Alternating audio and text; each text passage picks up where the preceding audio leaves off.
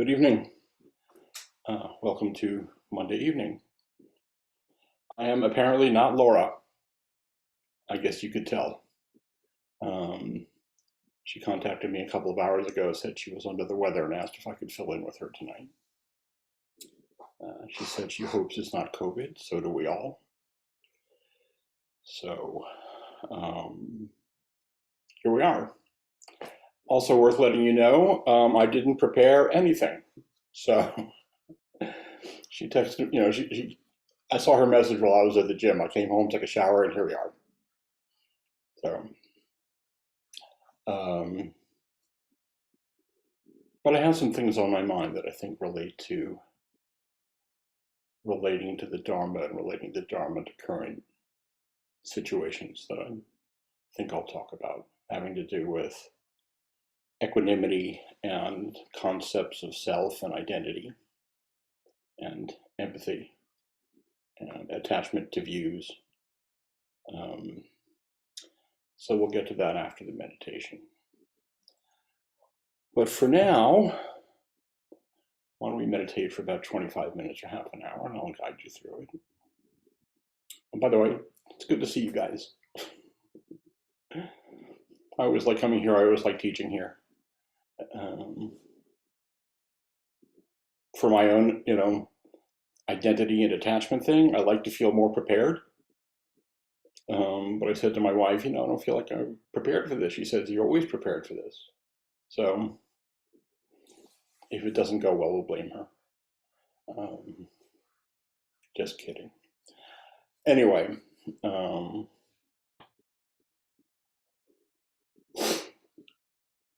I want to say a couple of things about mindfulness of breathing, because I have been reviewing some talks on mindfulness of breathing, because I'm getting ready to teach a 4-week introduction to mindfulness meditation course in person. I'm going to record it, so it'll be available downstream. But one of the popular misconceptions about meditation is that we are expected to clear our minds. We're supposed to silence the noise. I don't know anybody who can do that. And the more we get fixated on those sorts of goal-oriented practices, the further we get from our own sense of well-being, I believe. The method of this practice is to focus on your breathing, and then when your mind wanders off, bring it back gently, firmly, compassionately. It doesn't matter how long you've been off in whatever thing you're off in.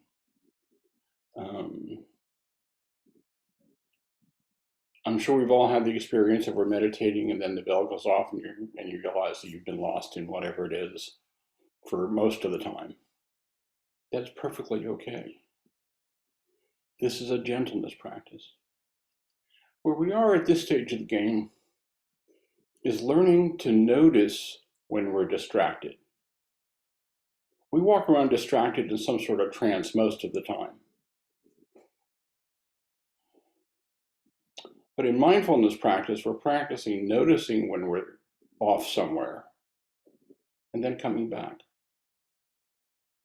So it's a practice of noticing. It's not a practice of accomplishing clarity. I'm not even sure what that is. So I invite you to be kind and gentle with yourselves. This, I keep saying over and over again, is a gentleness and self-compassion practice. You are going to wander off, maybe for extended periods of time. It's okay. When you notice, that's a moment of awakening. We notice that we're distracted. So, with that, I invite you all to find a comfortable meditation posture. And that would be a posture in which you are alert and relaxed at the same time. If you're in a sitting posture, your back is straight but not rigid.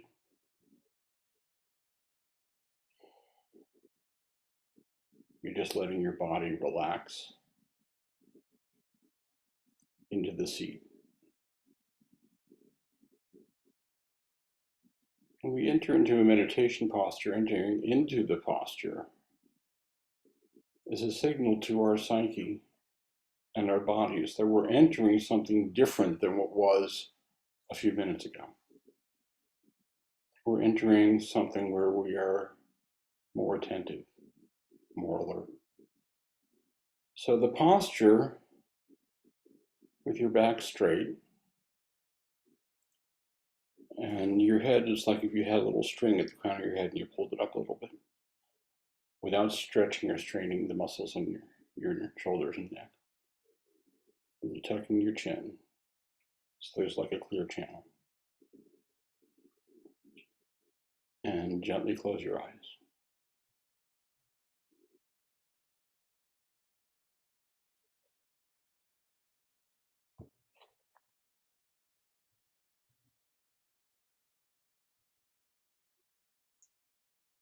And I invite you to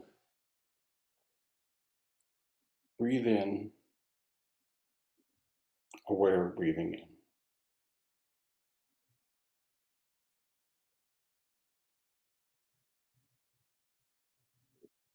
And breathe out, aware of breathing out.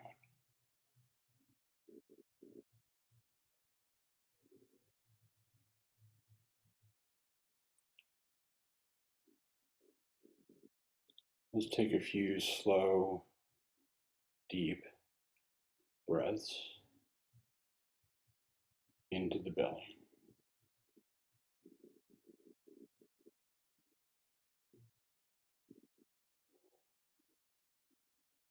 Just to get connected.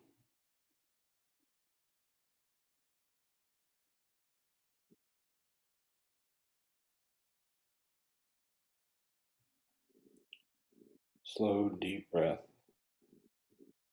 about 3/4. Long, slow exhale. And as you exhale, just let your body relax and settle.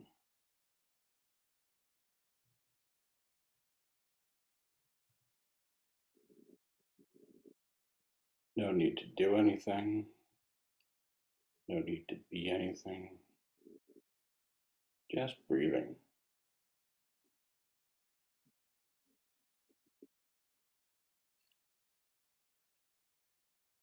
A couple more long, slow, deep breaths.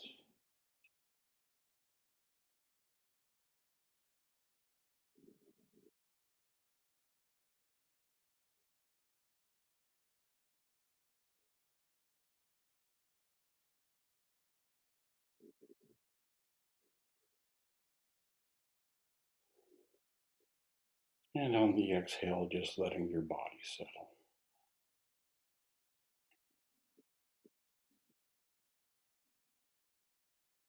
And as you exhale, just let the mind clear as much as it can, relaxing the thinking muscle.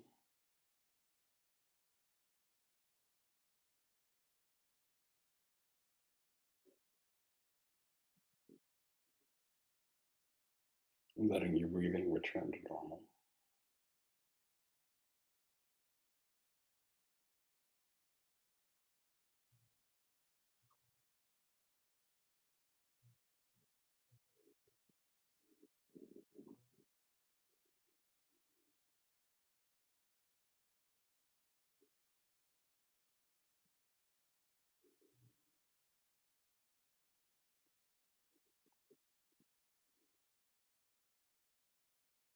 And just becoming aware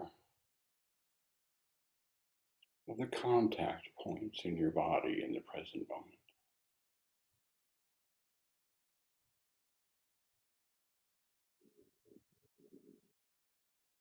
Noticing your feet or your legs in contact with the floor.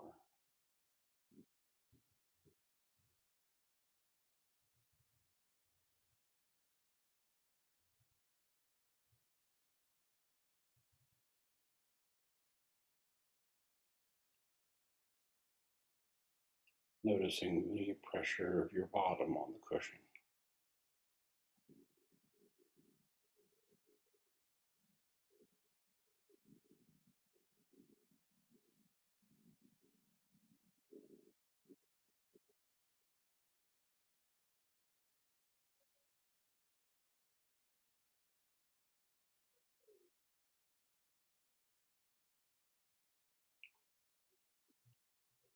Noticing the sensations on your hands as your hands are resting in your lap.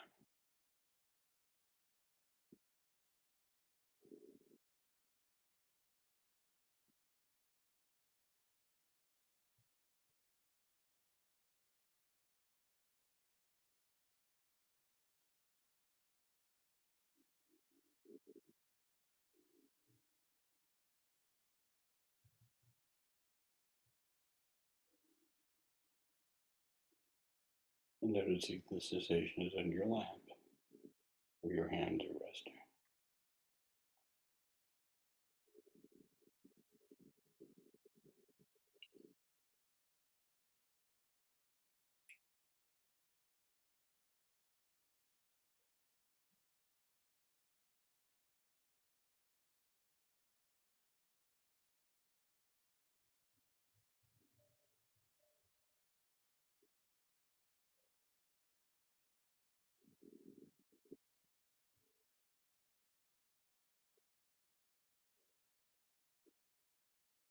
Releasing whatever tension you might be holding around your eyes and face.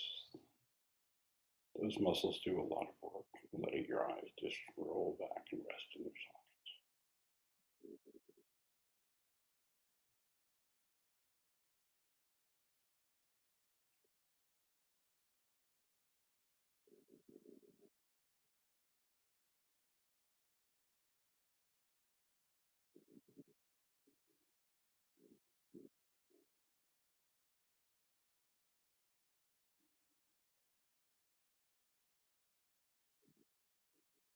Letting your attention come to the sensations of the body breathing.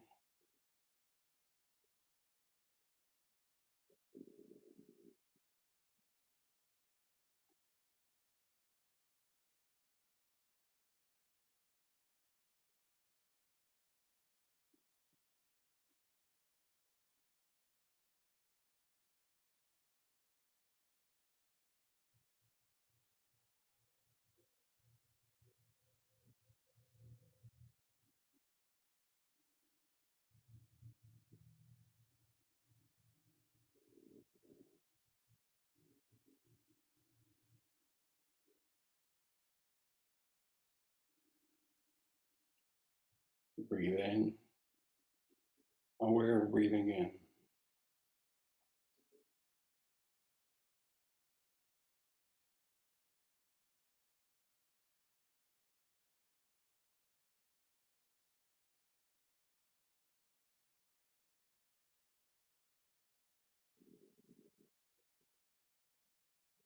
Breathe out, aware of breathing out.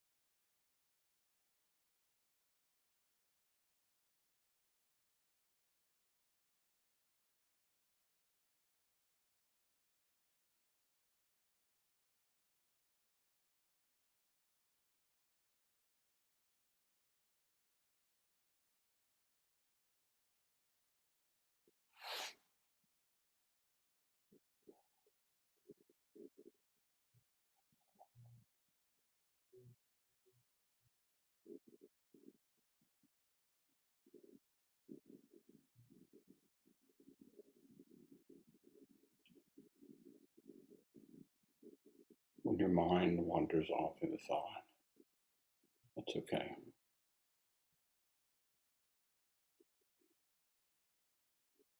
When you notice, you might label it thinking. without getting wrapped up or involved in the content of the thought stream. Just notice the phenomenon, thinking, and gently guide your attention to rest your awareness on the sensations of the body, breathing in, aware of breathing in, breathing out, aware of breathing out.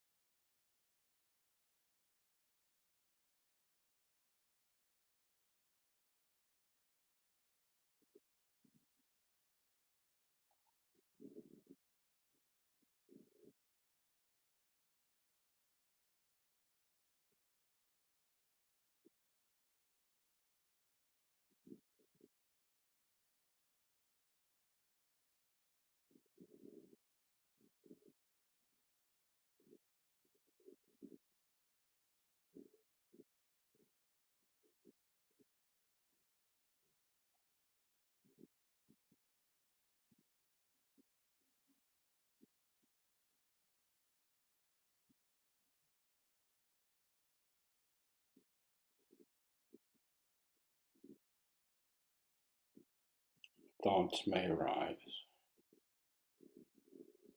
Just notice and label them as thoughts. Let them come, let them go.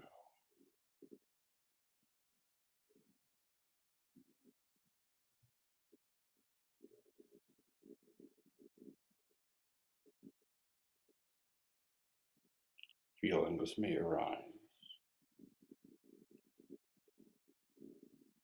Strong feelings, not so strong feelings.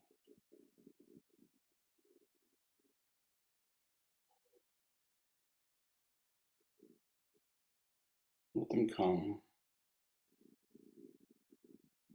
let them go.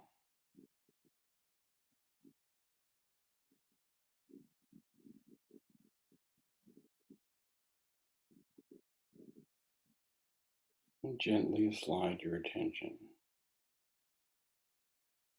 back to your awareness of the body breathing.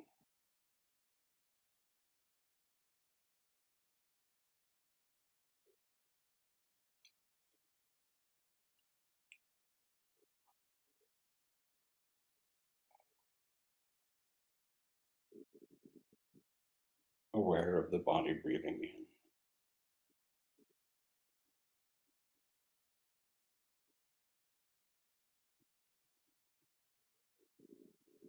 Aware of the body breathing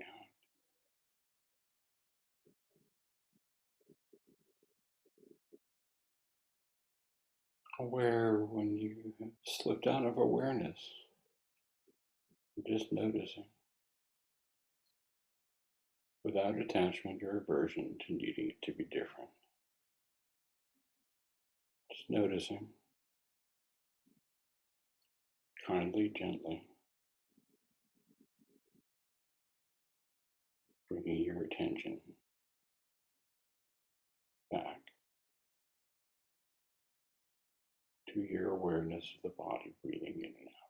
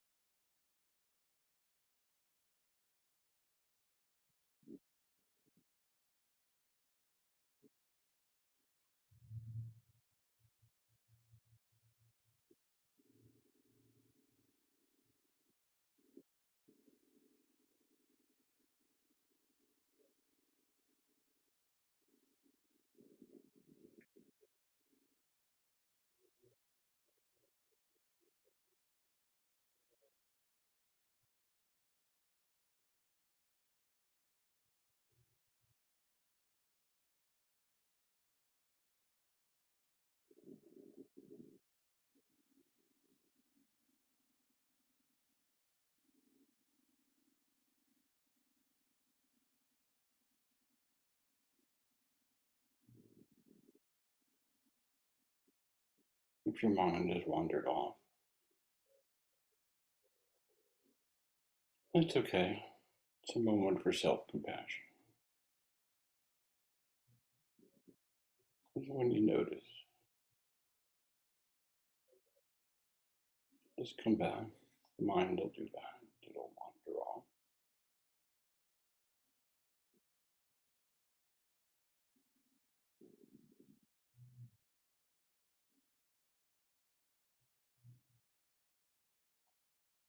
You may get 3 breaths before the mind drifts off again. You may get 1. You may get some longer period of time. It's all good.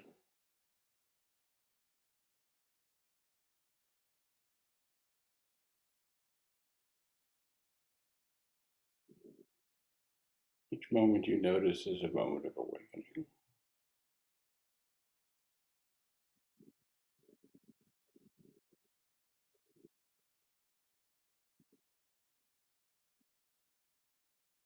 Breathe in, aware of breathing in.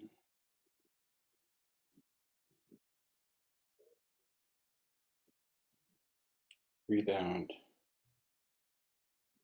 aware of breathing out.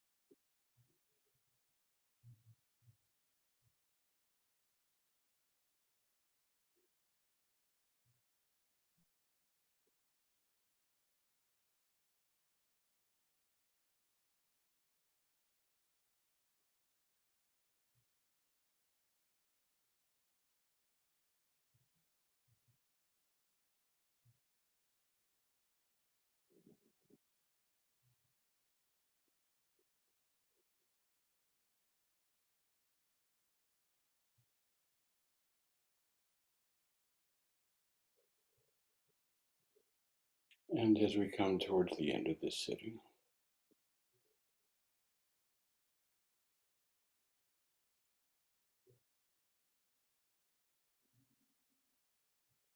I invite you to notice anything that may have shifted or not, if you're more centered or not, if you're more in the moment or not. Just notice how you are.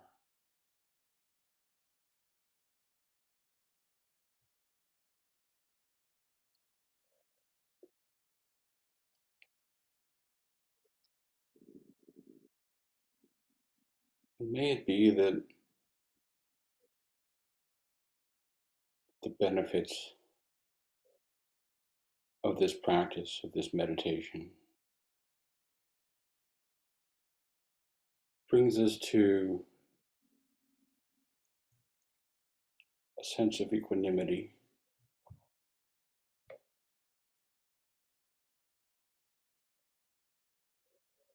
a sense of kindness and compassion that can radiate from us, from our hearts,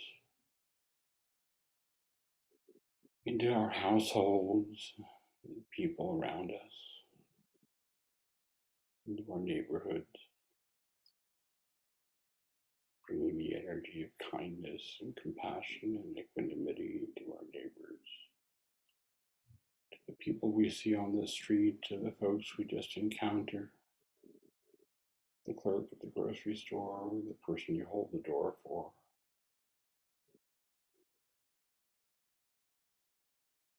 May it be that this practice allows that kind of energy to radiate to our homes, to our towns, to the world at large.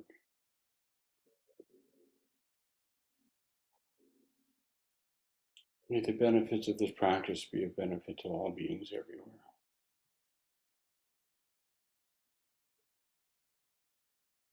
May all beings be happy. May all beings be well. May all beings be safe.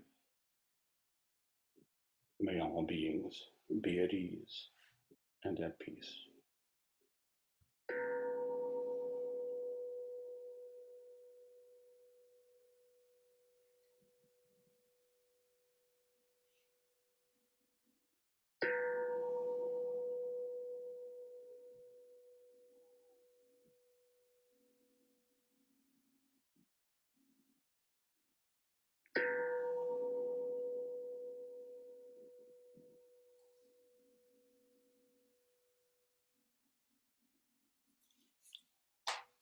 Thank you for your practice.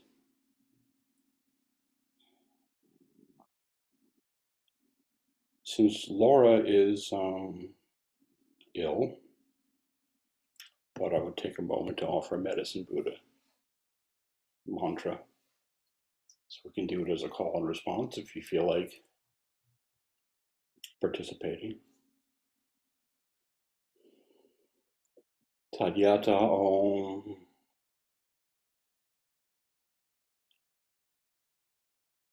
Beckenzi, Beckenzi.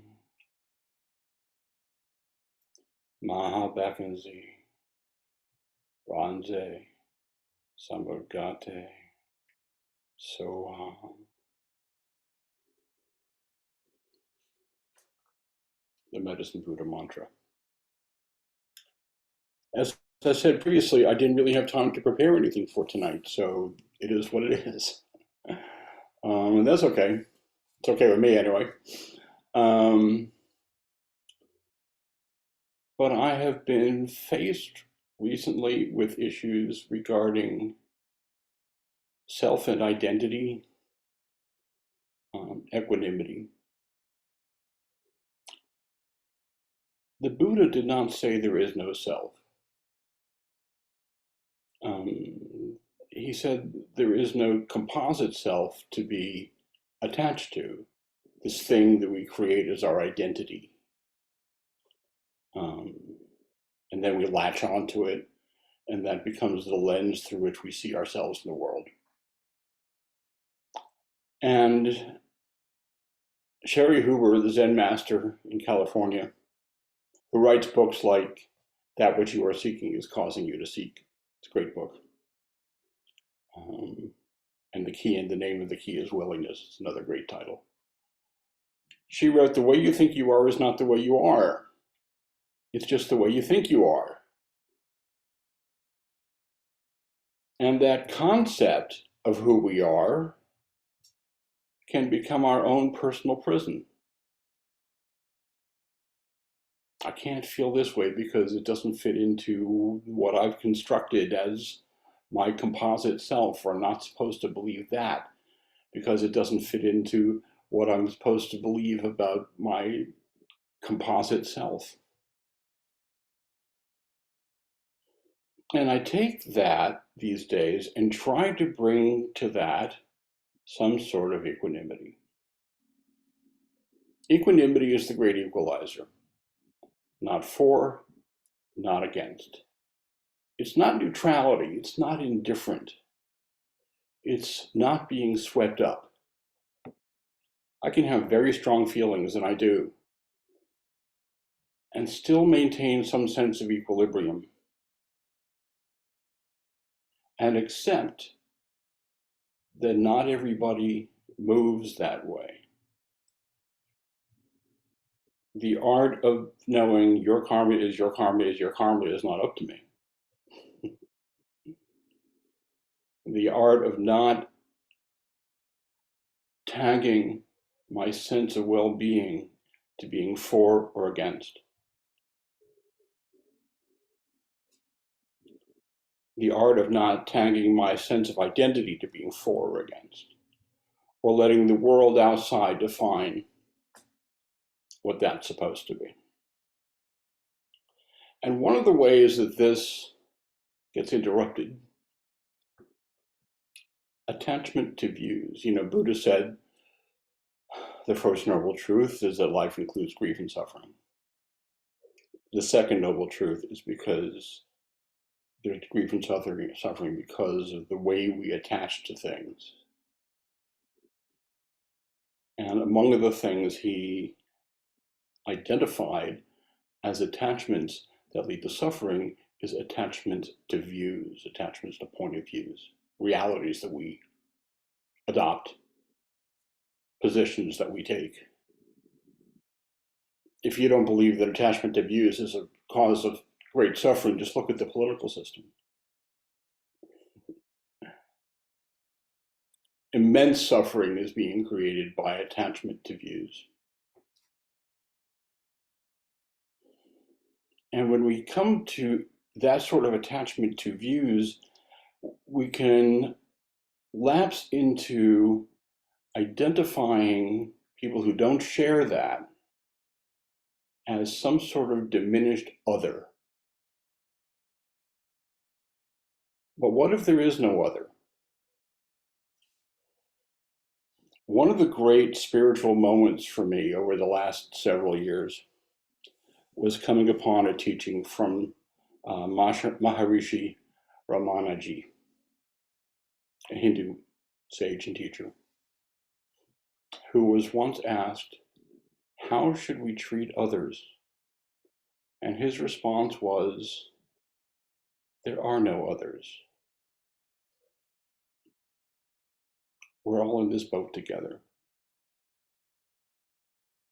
And the reason why this is up for me right now, right after the war broke out in Gaza,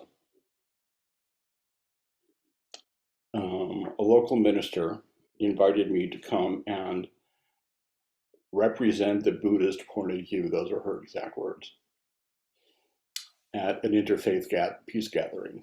And my response, of course, was, I can't represent the Buddhist point of view. I don't know that anybody can represent the Buddhist point of view, but I can offer what that looks like through my Buddhist lens. And what I said first off was, somebody came to Buddha one time and said, how can you distill the teaching down to its simplest form? And Buddha said, I teach suffering and the end of suffering. Hard stop. Suffering and the end of suffering. So can I look at this immense conflagration that's happening and see only the suffering, not the political in and out, not they started it, they're wrong, we're right, just the immensity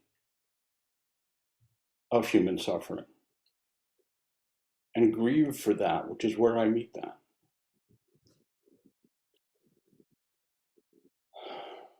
And the reason why that's up for me is this has a more visceral charge for me than other things. There are wars going on all over the place. I mean, in researching for that talk,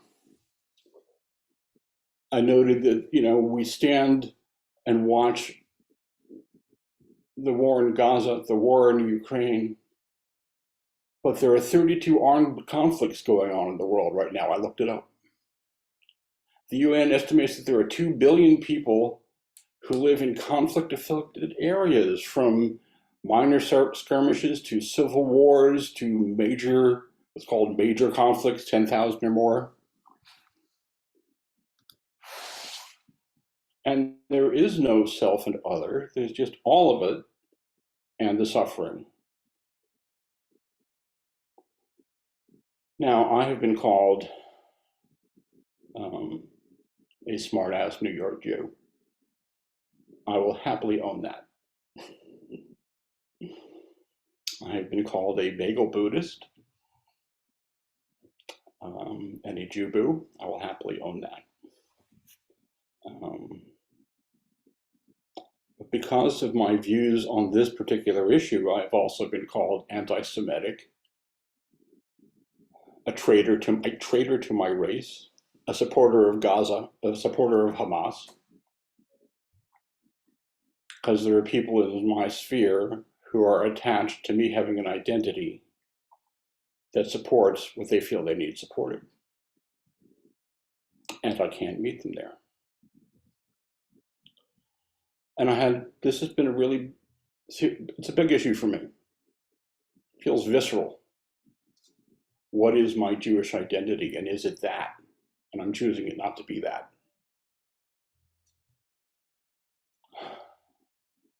I met with a good friend of mine today who I consider a wise sage,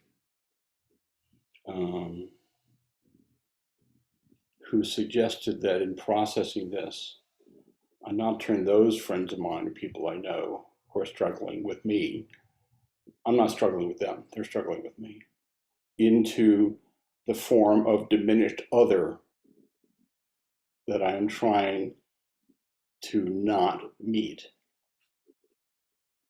The beginning of something like what goes on between the Israelis and Palestinians, like what goes on between the Ukrainians and the Russians, what goes on between in Mozambique and Chad,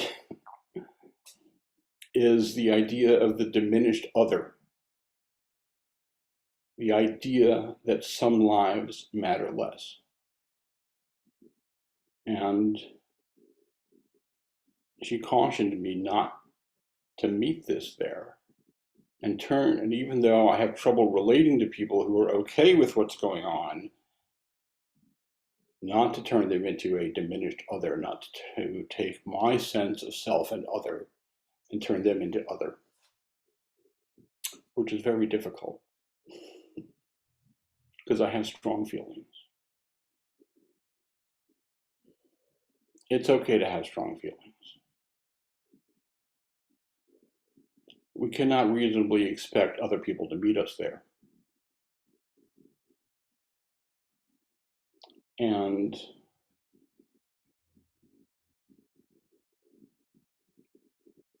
Thomas Merton, the great sage, said our job is to love people and worry about, let God sort that out later. Worry about that later. I saw Oprah Winfrey was doing a series of interviews with spiritual leaders, and some years ago she interviewed Jimmy Carter.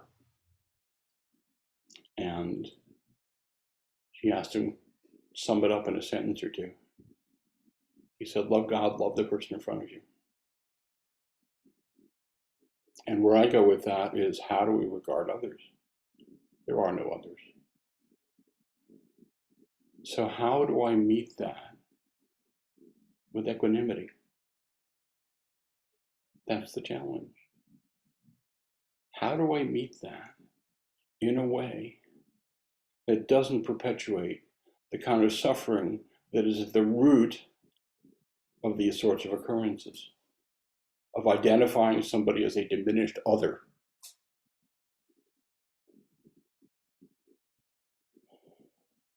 Buddha cautioned us against this. When shortly after Buddha's awakening, he was the children named him Buddha. And the first two children who encountered him were the daughter of a Brahmin and an untouchable buffalo boy.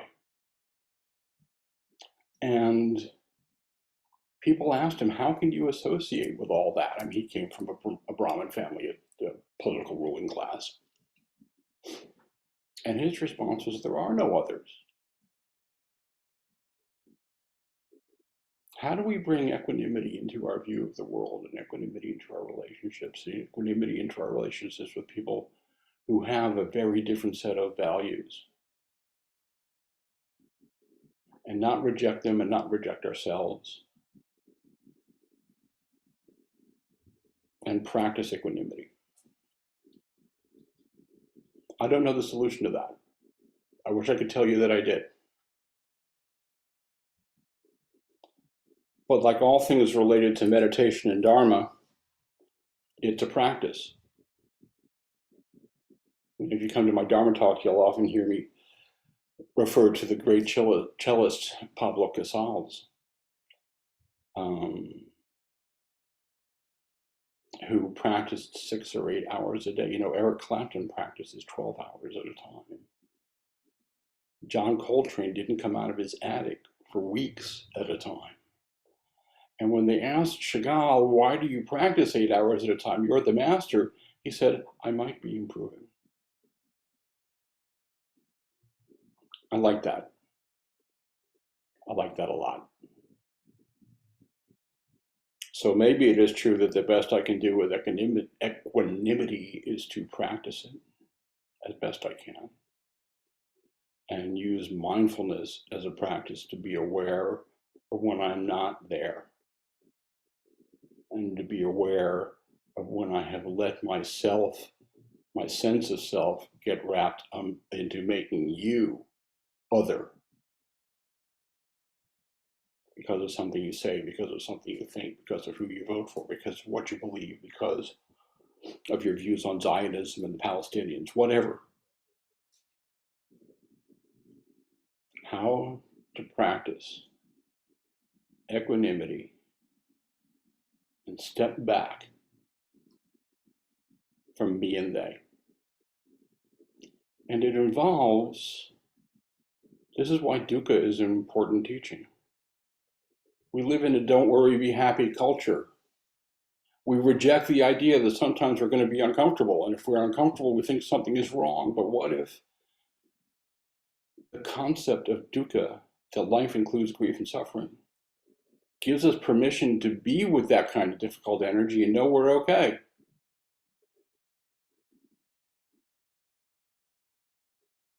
So, my dear friend today offered a quote from the great wise sage, James T. Kirk, who said, there will always be those who mean to do us harm. To stop them, we risk awakening the same evil within ourselves. Our first instinct is to seek revenge when those we love are taken from us, but that's not who we are. If the Dharma offers us nothing, if mindfulness practice offers us nothing else, it offers us an opportunity to choose who we are from moment to moment. And I'm choosing not to be that. So that's what I got. Thank you for your kind attention.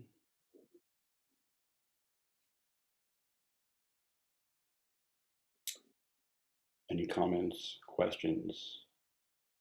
Ken, give it up and go back to being a cab driver. Thank you for everything. Thank you. Yeah, thank you, Ken. That was very helpful. I do have a question for you. So when you're dealing with someone who has very strong opinions or views on something like the Israeli-Gaza conflict or anything, is it better just to listen and to actively listen and ask questions and just be there to support, or should you also express your own opinions and viewpoints? Because I don't think you're going to change anybody's mind, but part of me thinks it's good to share one's viewpoints and not to make it seem like you're hiding anything. But on the other hand, part of me thinks that if you really want to show respect and equanimity, it's better just to listen and not try to get your own opinions in there. So I often think about this when I'm having those conversations with people. Half the time I remain quiet, half the time I offer my opinions, and I can't figure out which approach is best. But I feel like you're asking me how do we identify the middle way? yes, Um, yeah, that's what I'm asking. Yes. it's challenging. I might ask, are you interested? I don't share that point of view. Are you interested in hearing me on that?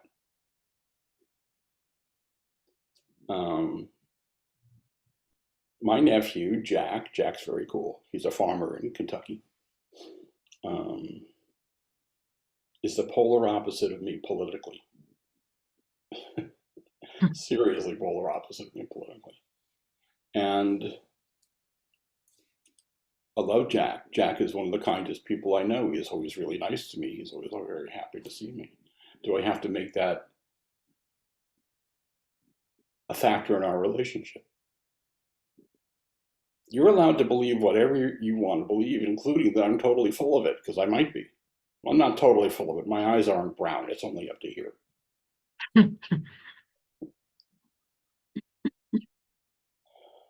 Attachment to needing people to see the world the way we see it is a cause of suffering. So I have to check my motivation and say, why am I going to share that? And I also have to ask if they're available for it. So I don't know if this answered your question, but it's kind of where I go with that. Yeah, I think that might be a good approach, just to say, well, I see things a little differently. Would you like to hear my Yeah, viewpoint? And sometimes they'll say no. But no that's is no. you One of know. the things that I've struggled with in this is my feelings that come up when somebody expresses the need to what they see as appear to see as correcting my thinking. Okay, I don't want to be a guy who does that to people. I respect you. I respect your point of view. I may not be able to meet you there. And I'm struggling with this right now. Because I can't be okay with 25,000 people being killed, including 10,000 children. I just can't be okay with that. And there are people who are. And figuring out how to relate to those people without abandoning those relationships, without making that an element of those relationships, and where does that fit in with people I've known for 50 years? It's a challenge. So first, do no harm. Start there. Try to bring some mindfulness and respect and equanimity. Am I going to stick my foot in it? Probably. Am I likely to do or say something I might have to apologize for later? Highly likely. But, you know, the 10th step of Alcoholics Anonymous, when you're wrong, promptly admit it, clean up your mess. So I'm doing the best I can. It's good enough. Well, I'm a Jew boo as well, so my mom's side of the family's Jewish. So I saw them all recently, so I understand where you're coming from. Yeah. Thank you, Ken. And I've said to people, look, I'm not available to talk about this. That's okay too. So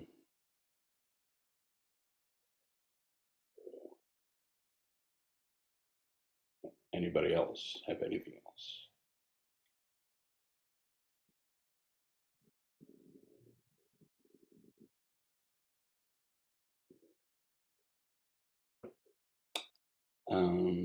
Well, then I guess we're coming up where it's right at 8:30, according to. I don't mean to gloat for those of you north of here, but it's 8:30 and 61 degrees. I'm not gloating. Yeah, it's like 28 degrees here. I don't do That's that okay. anymore. Good night. Have a good night. Thanks, guys.